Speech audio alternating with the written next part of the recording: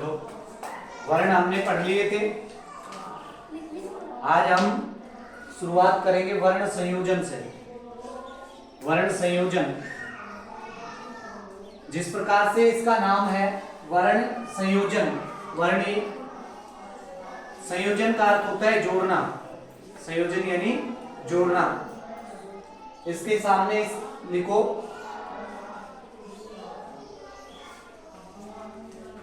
दो या दो से अधिक वर्णों को, दो या दो से अधिक वर्णों को जोड़कर, दो या दो से अधिक वर्णों को जोड़कर सार्थक शब्द बनाना वर्ण संयोजन कहलाता है। दो या दो से अधिक वर्णों को जोड़कर सार्थक शब्द बनाना वर्ण संयोजन कहलाता है। यथा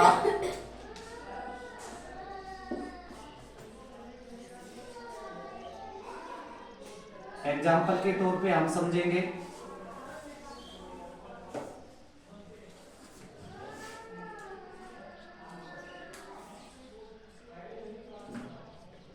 जैसे मैं लिख रहा हूं रे प्लस ए प्लस मैं प्लस ए प्लस से प्लस ए है। अब हमारे सामने रे ए मैं ए से ए, ये सारे वर्ण हैं। इन सभी वर्णों को जोड़ करके एक साथ लिख देते हैं, उसे वर्ण संयोजन कहते हैं। सबको हम जोड़ेंगे, रे हो रे मैं के अंदर ए को मिला देंगे, व्यंजन वर्ण है ना, मैं व्यंजन वर्ण आएगा, उसके बाद में यदि स्वर वर्ण आता है तो वो स्वर वर्ण उसमें मिल जाता है, यानी उसकी मात्रा है वो उसमें मिला दी जाती है। जैसे मैं में ए मिलाएंगे तो मैं बन जाएगा, और से के अंदर ए मिलाएंगे तो से। और ये मैंने बताया था विसर्ग जो होता है आश्रय स्थान भाग्य होता है, यानी जिस वर्ण के साथ में, जिस वर्ण के बाद में लिखा जाता है उसी के साथ में ये बोला जाएगा, है ना। यानी किसी इससे पहले वाला जो वर्ण होता है ना उसके साथ में ये बोला जाता है, और आधे है की ध्वनि इसमें निकलेगी। इस प्रकार से क्या बन गया, रे मे से रमेश है। क्या बन गया, रमेश है। और कुछ एग्जाम्पल देखते हैं। ये समझ में आ गया? यस।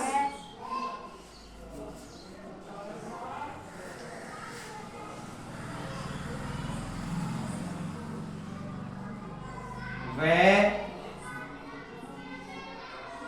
ऋषि कै शे है। अब देखो इधर, पहले वे आ गया, वे के बाद में ऋषि आ गई, तो इस यहाँ पे क्या लिखेंगे, वे के अंदर क्या जोड़ देंगे, ऋषि, है ना। कै और से, इन दोनों को मिलाने से क्या बनता है, अक्षय सत्री। बताया था ना संयुक्त व्यंजन के अंदर। अभी तो ये आधा है, लेकिन इसके आगे और क्या है, तो ये ए इसमें मिलेगा तो ये पूरा हो जाएगा। ए को इसमें मिला दिया और आगे विसर्ग भी लगा दिया। इस प्रकार से क्या बनेगा, ये वृक्ष है। क्या बना, वृक्ष है। और देखिए,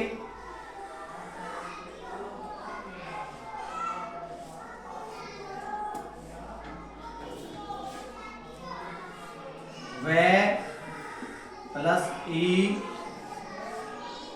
प्लस दे प्लस ये प्लस आ प्लस ले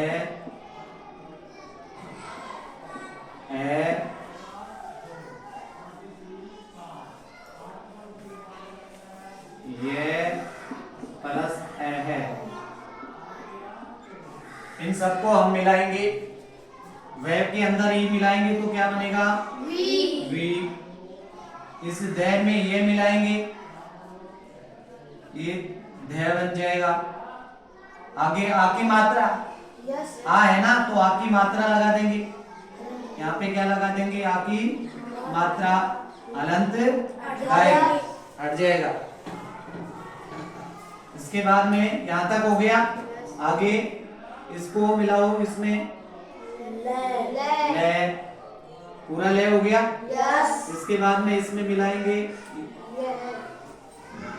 ये है। अब इन सबको मिलाकर के एक साथ लिख देंगे, क्या बना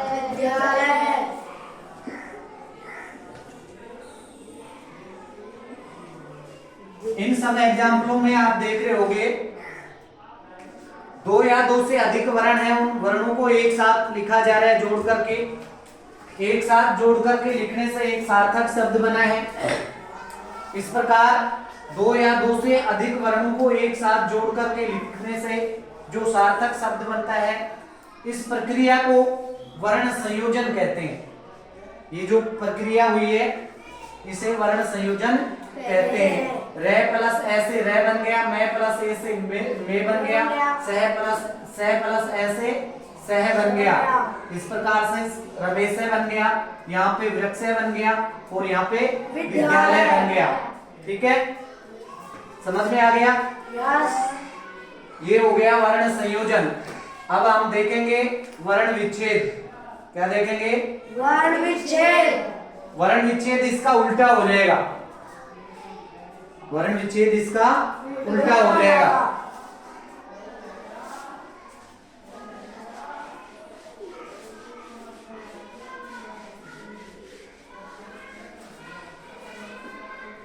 क्या सीखेंगे? वर्ण विच्छेद। विच्छेद का अर्थ होता है तोड़ना, अलग अलग करना।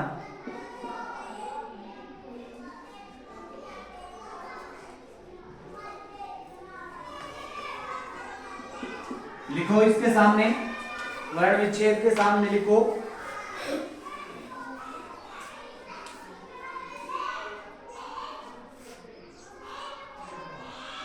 सार्थक शब्द को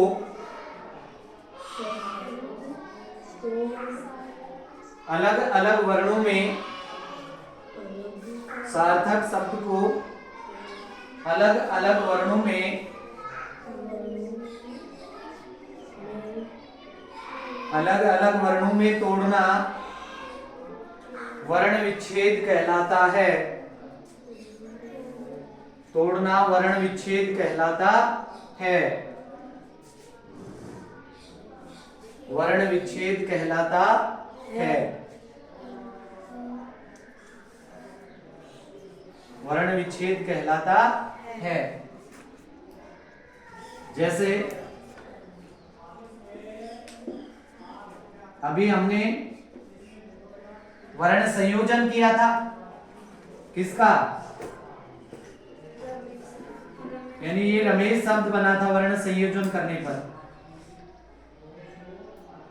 अलग अलग वर्णों को एक साथ जोड़ करके लिखे थे तो वर्ण संयोजन बन गया था। अब हम इसका वर्ण विच्छेद करेंगे। इसका वर्ण विच्छेद कर सकते हो? वही एग्जाम्पल है। क्या होगा बताओ? ए प्लस ए प्लस मैं प्लस ए प्लस से प्लस है।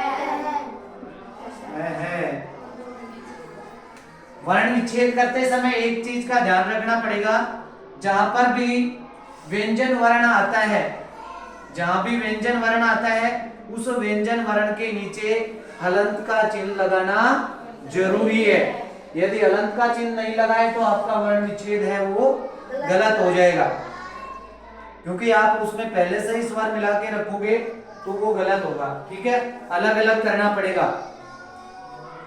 यानी व्यंजन और स्वर वर्ण हैं उनको अलग अलग तोड़ना वर्ण विच्छेद कहलाता है, अलग अलग करना वर्ण विच्छेद कहलाता है। जैसे यहाँ पे रे है, रे जो है वो रे प्लस ऐसे रे व्यंजन वर्ण है और ए स्वर वर्ण है, इन दोनों के मिलने से बना है।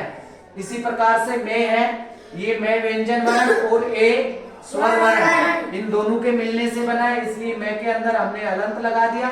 और ए स्वर वर्ण होता है, इसमें हलंत लगाने की जरूरत नहीं है। इसी प्रकार से आधा करके लिख दिया, यानी हलंत लगा दिया, और आगे ए और विसर्ग यथावत। ठीक है। और दूसरा एग्जाम्पल क्या लिखा था हमने?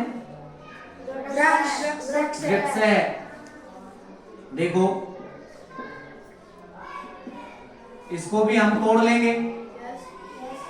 सबसे पहले वे के अंदर किसकी मात्रा आ रही है, किसकी ध्वनि आ रही है? ऋषि की, तो ऋषि हो गया। इसके बाद में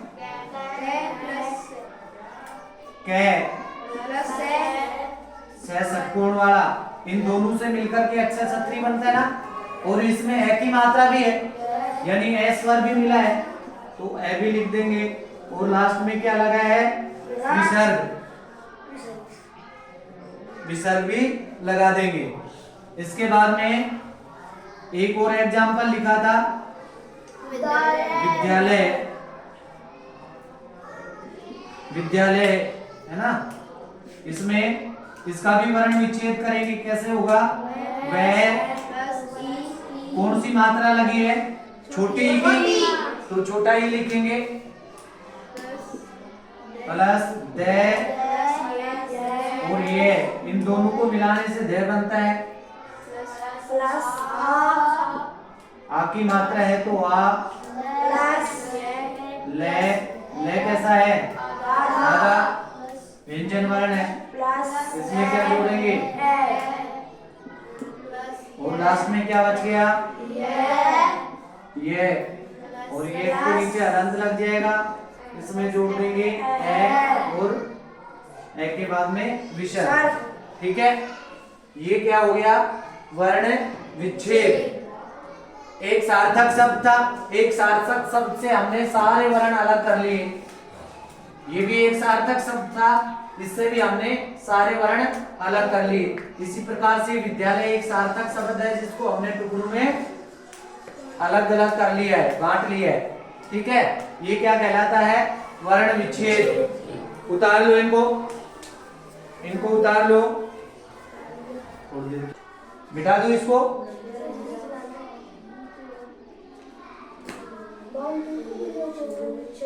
हमने वर्ण पढ़े हैं, वर्णों के सारे प्रकार हो गए, स्वर वर्ण, व्यंजन वर्ण, अयोग वर्ण। उसके बाद में वर्ण संयोजन करना और वर्ण विच्छेद करना, यहाँ तक हमने पढ़ लिया है। अब हम पढ़ेंगे वर्णों का उच्चारण स्थल, यानी कौन सा वर्ण कहां से बोला जाता है। वर्णों का उच्चारण स्थल।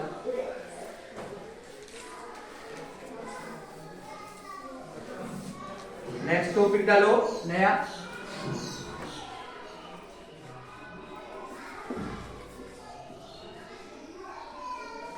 वर्णों का उच्चारण स्थल।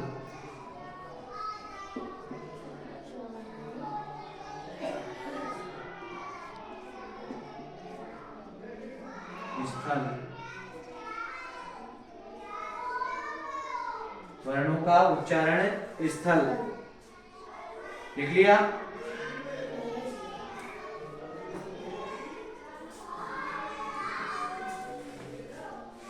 देखो भाई, जब भी हम मुंह से किसी भी वर्ण का उच्चारण करते हैं, बोलते हैं, तो प्रत्येक वर्ण अपने एक विशेष स्थल से, एक विशेष स्थान से निकलता है। सारे वर्ण एक जगह से नहीं निकलते, सभी वर्ण हैं वो अलग अलग जगह से निकलते हैं। या यूं कह सकते हैं कि कुछ वर्ग बने हुए हैं, समूह बना हुआ है, जो अलग अलग वर्ण वहां से निकलते हैं। ठीक है। उन स्थानों को हम उन संबंधित वर्णों का उच्चारण स्थल कहते हैं। ठीक है, लिखो इसकी परिभाषा लिख लो, वैसे कोई खास परिभाषा नहीं होती, लिख लो पर जो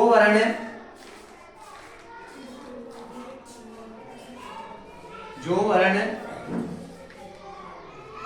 जिस स्थान विशेष से बोला जाता है, जो वर्ण जिस विशेष स्थान से बोला जाता है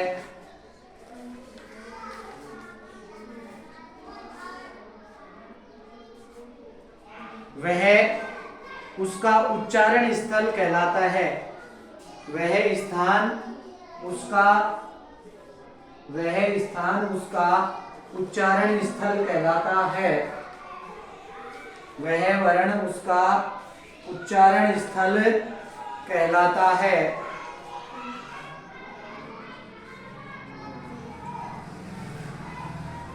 ठीक है, लिख लिया। यानी जो वर्ण जहां से बोला जाता है वह उसका उच्चारण स्थल कहलाता है। ठीक है, अब हम एक टेबल के माध्यम से इनको सीखेंगे, कौन सा वर्ण कहां से बोला जाता है। उसके लिए मैं तुम्हें विशेष सूत्र लिखवाऊंगा जिससे याद रह जाएगा कि कौन सा वर्ण कहां से बोला जाता है। आपको यहां पे एक टेबल बनानी है।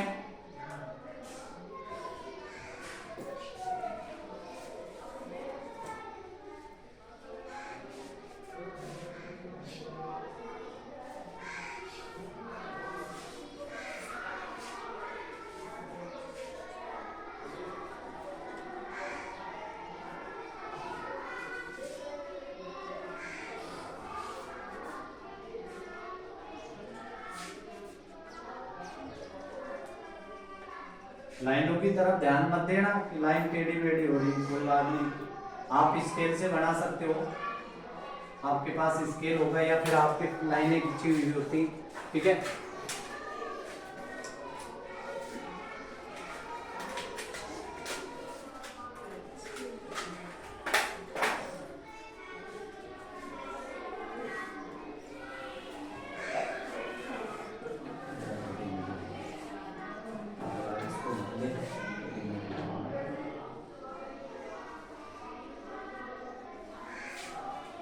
ये हो गया। यहाँ पे क्रम संख्या, छोटा सा कॉलम बढ़ा लो, इसमें संख्या डालनी है।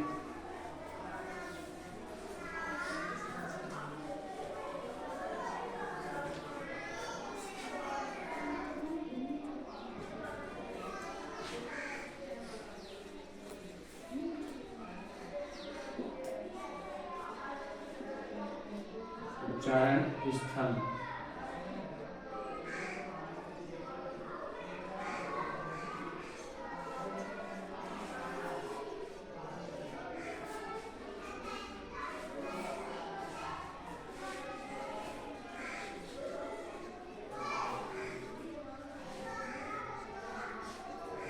इसके लिए एक सूत्र लिखोगे, वो सूत्र लिख लेना यहाँ पे।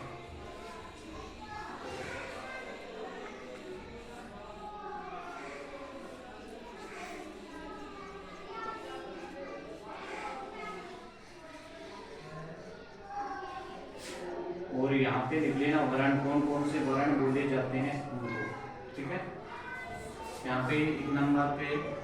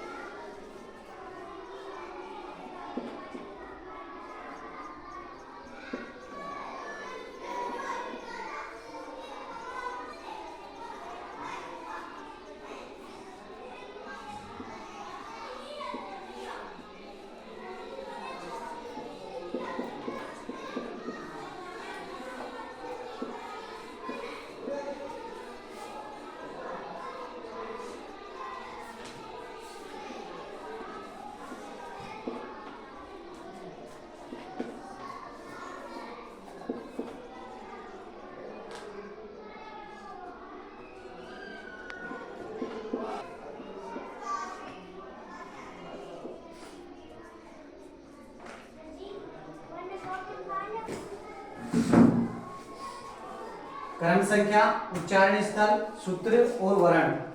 अब ये वर्ण है ना, ये कौन कौन से वर्ण निकलेंगे ये हम यहाँ सूत्र के माध्यम से सीखेंगे। देखो, उच्चारण स्थल यानी हम जब भी बोलते हैं तो इन भागों का प्रयोग होता है।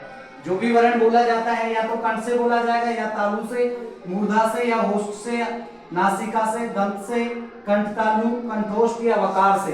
ठीक है, यहां से वर्णों का उच्चारण होता है। कंठ से कौन कौन से वर्णों का उच्चारण होता है ये इस सूत्र के माध्यम से सीखेंगे। अकु है विसर्जनीयाम कंठ है, आपको ये सूत्र याद रखना है। उसके बाद में अपने आप पता चल जाएगा कौन सा वर्ण कहां से बोला जा रहा है। ठीक है, अकु है विसर्जनीय, ए के अंदर दोनों ए आ जाएंगे, ए और आ। कु यानी जो दूसरा वर्ण ये लिखा है ना, कु, चू, टू, है ना, इनसे ये ध्यान रखना है। आपको उस समय बताया था कु का अर्थ हो गया कै वर्ग। कै वर्ग में कितने अक्षर आते हैं? 5। कै, खे, गे, घे, णे, है ना, वो पांचों। ऐसे ही चू के अंदर यानी चे वर्ग है, चे वर्ग में भी 5 अक्षर आएंगे, चे, छे, जे, झे, ये, है ना। ऐसे ही ते के अंदर टे, ठे, डे, ढे, णे। ठीक है, अब देखो इसमें ए और आ दो तो ये स्वर हो गए। इसके बाद में कै वर्ग, कै वर्ग समझ जाओगे ना, या अलग अलग लिखो इनको। कै वर्ग यानी कै के अंदर पूरे अक्षर पांचों के पांचों। ठीक है, उसके बाद में विसर्ग, विसर्ग जो बोला जाता है वो, ये सारे के सारे कहां से बोले जाते हैं? कंठ से बोले जाते हैं। किससे बोले जाने वाले वर्ण हैं? कंठ से। कौन कौन से हैं? ए, आ, कै वर्ग। कै वर्ग का अर्थ ही एक बार मैं यहां पे लिख देता हूं, कै, खे, गे, घे और अणे। आगे आप समझ जाओगे। च वर्ग का नाम लेऊंगा तो इस प्रकार से 5 अक्षर च के होंगे, च की लाइन वाले, है ना। तालु से बोले जाने वाले ई, ई दोनों आ गई, छोटी और बड़ी। उसके बाद में क्या आएगा? चू लिखा है ना, इसका मतलब च वर्ग, पूरा पूरा च वर्ग। उसके बाद में ये एक और से सलजम, ये सारे कहां से बोले जाते हैं? इसमें एक और छोड़ दिया है, को छोड़ दिया, है कै वर्ग के बाद में है वो है। ठीक है, ये सारे किसमें आएंगे? तालव्य वर्ण है, यानी तालु से बोले जाने वाले वर्ण हो गए। इचु यस नाम तालव्य या तालु, है ना। फिर इसके बाद में मूर्धा, री ऋषि, बड़ा री ऋषि, दोनों आगे। टू का क्या अर्थ हो गया? टे वर्ग। लिखना नहीं है अभी। टे वर्ग, टे वर्ग के अंदर सारे अक्षर आ जाएंगे। फिर उसके बाद में रे और से षटकोण। समझ में आ रहा है ना? कौन कौन से वर्ण आएंगे? दोनों री ऋषि, टे वर्ग, टे ठे डे डे डे, रे और से षटकोण। ठीक है, ये सारे किस में आ जाएंगे? मूर्धा के अंदर। मूर्धा से बोले जाने वाले वर्ण होंगे। फिर ओष्ठ से बोले जाने वाले वर्ण कौन कौन से होते हैं? उ, दोनों आगे। उ का अर्थ क्या हो गया? पूरा पै वर्ग। ठीक है, ये सारे किससे बोले जाएंगे? ओष्ठ से। ये नासिका से, यानी प्रत्येक वर्ग का जो पंचम वर्ण होता है, 5वां अक्षर, वो नाक से बोला जाता है। कौन कौन से अक्षर होते हैं? एक तो ये होता है ना, ये रे होता है ना ये। फिर उसके बाद में ये, इसके बाद में अणे, ने और में। ये पांचों अक्षर किससे बोले जाते हैं? नाक से, नाक में बोलते ना इसको। फिर उसके बाद में दांत से। अब तुम कहोगे दांत से भी बोले जाते हैं, हाँ हमारी जिह्वा है ना, इनको बोलेंगे। अभी करके दिखाऊंगा तुम्हें प्रैक्टिकल, ठीक है। कौन सा वर्ण कहां से बोला जाएगा इसका प्रैक्टिकल करके दिखाऊंगा मैं, अभी आपको समझाऊंगा, ठीक है। पहले एक बार ये समझ लो, इसके अंदर ले कैसे बन गया,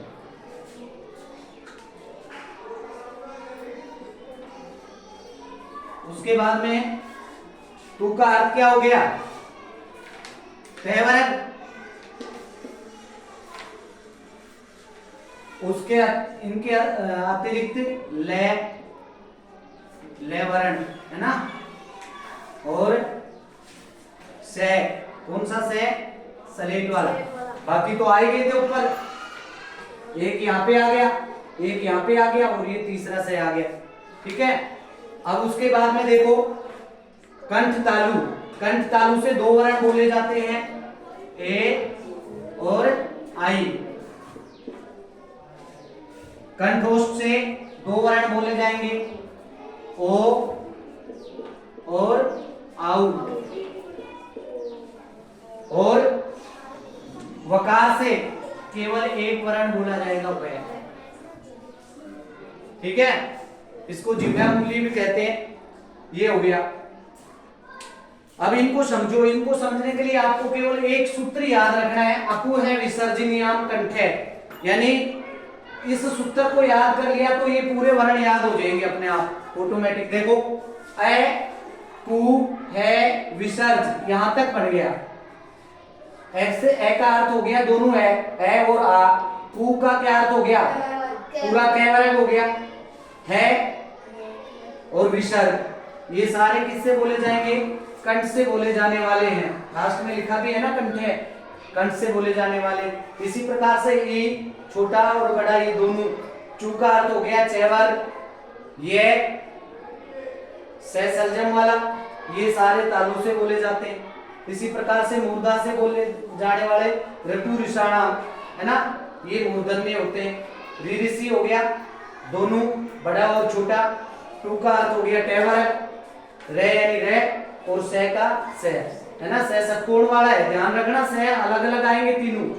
से संजम है, वो तालव्य होता है। से षटकोण मूर्धन्य होता है, और से सलेट वाला है, वो कौन सा होगा, कौन सा होगा, दंते। वेरी गुड, लिखा है ना ये। इसी प्रकार से नासिक के वर्ण हो गए, ये दंत से बोले जाने वाले रे। टू का अर्थ हो गया तेवरग, ले और से सलेट वाला, ये सारे किसमें आएंगे, दंते वर्ण हो गए।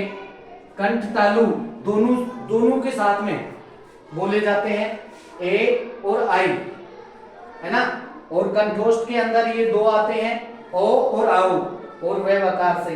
ये इसको फटाफट उतार लो एक बार।